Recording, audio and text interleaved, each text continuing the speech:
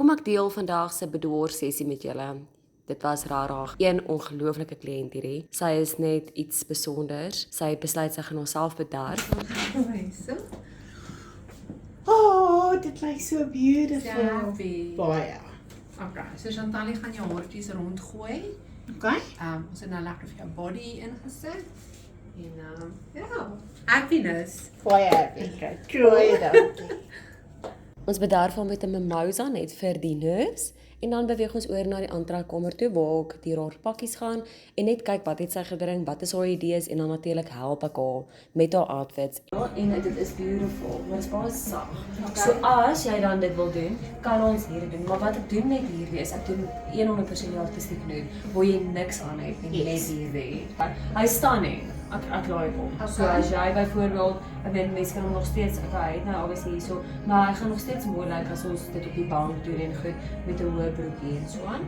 Ons gaan nie koekrag wees vandag nie. Ons gaan hard wees. Dames, jy sal ook sien ek guide jou mooi. Ek sê vir jou hoe om te sit, te staan en ek gaan altyd eers in daai posisie in sodat jy net moet weet wat om te doen en hoe om dit te doen. En dan kyk jy waar ek is. Dit gaan dan byvoorbeeld 1 wees, 2 gaan vir my so wees, weer eens 'n lekker arch. Vir my so, en dan so, my soos, druk, okay, borste uit, okay, so hierdie moet altyd reg wees, as jy nou lê, sit, staan, wat ook altyd gaan hê, as ek It's very hot, madame. Gee whiz. Sy, stunning, en dan net so net, stunning. Hierdie pragtige kliënt het 'n besluit gemaak. Sy wil graag 'n seksie bedwaarshoot doen. Nie vir enigiemand in haar lewe nie, maar net vir haarself. Sy wil haarself bietjie sien in 'n ander lig en sy wil dit ook geniet en weer uitstap en weer soos 'n vrou voel en in die spieël kyk en regtig lief wees vir haarself.